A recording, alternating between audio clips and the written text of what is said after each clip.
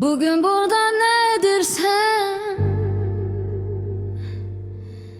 Bugün görüşünüz yoktur. Yalnız gelen bazar ertesi. Ben görüşe gelmemiştim. Bugün buraya yalnız seni görmek için gelmişim.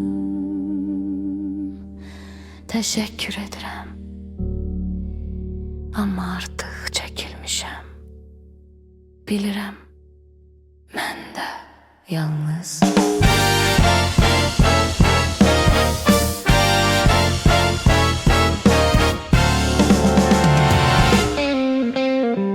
Onda soruşuram, bu lənətə gəlmiş. İstidə niyə qara geyinirsən? Hələ dul sən deyilsən, Hələ dul deyilsən. Mən hələ ölməmişəm. Gülməkdən öləcəm. Bugün qara geyinirəm. Çünki qara rəngi xoşlayıram.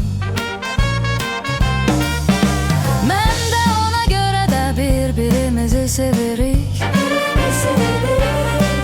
Biz bir-birimizi sevmirik. Sən sevə bilərsən, mən sevə bilmərəm. Sevə bilmərəm. Bilmirəm gülmək yaxşıdır yoxsa ağlamaq. yoxsa ağlamaq. Məncə hər ikisini etmək yaxşıdır. Gülmək və ağlamaq eyni zamanda. Həyat həqiqətən nankordur. Bəs necədir deyirəm, mən də bu vəziyyətdən keçmişəm. Mən keçdim. Bu sizin sıx sevginizdir. Amma mən sənin kimi sevilmədim. Sevgi hər yerdə olur, Və içəri girmək üçün icazə istəmir. hara daxil olmaq üçün. Ürəyimdə Allahım, çünki hər kişi aşık olanda axmaq olur. Bilmirəm, bəlkə də sevgi axmaqdır demək axmaq. Bəs nə var sevgilim, bunu mən də yaşadım. Nədən keçdi bu sıx əzilmə? Görürəm, məncə onu unutmaq ən yaxşısıdır. Mən də belə düşünürəm. Görmüşəm bu koldan heç çıxmır. Həqiqətən belə deyil, nə it, nə də heyvan. Hətta canavar da deyil. Bir canavar çıxa bilər sadəcə sənə bax. Mən nə görürəm, Bax görərsənmi hələ bunu düşünməmisiniz? Mən nə fikirləşdim, sən canavar kimi görünürsən. Nəhayət kimsə mənə həqiqəti üzümə söyləməyə cəsarət etdi. Dürüstlüyü yalanla üstün tuturam. mən də fikirləşirəm ki, getməyimin vaxtıdır.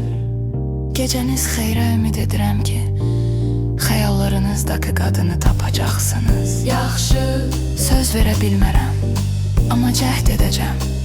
Mənim kimi canavar olsa belə. Əminəm ki, dişi canavar tapacaqsan və onunla xoşbəxt olacaqsan. məsləhət üçün təşəkkürlər. Çalışacağam, bəlkə dişi canavar tapım və çoxlu balaca canavarlarımız olsun. Siz demək istəyirdiniz, Balaca canavar və ya körpələr düzdür. Doğru nöqtəni vurdun yaxşı. Mən gedirəm bu arada mən.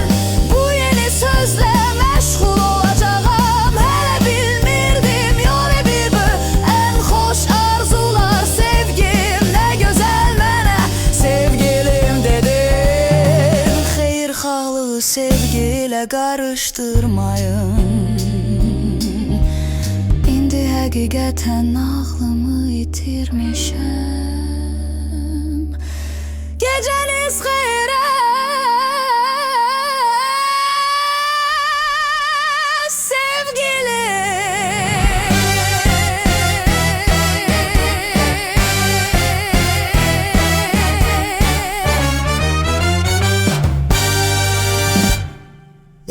Teatr tamaşaçıları qulaq batırıcı gülüşlərə boğulur.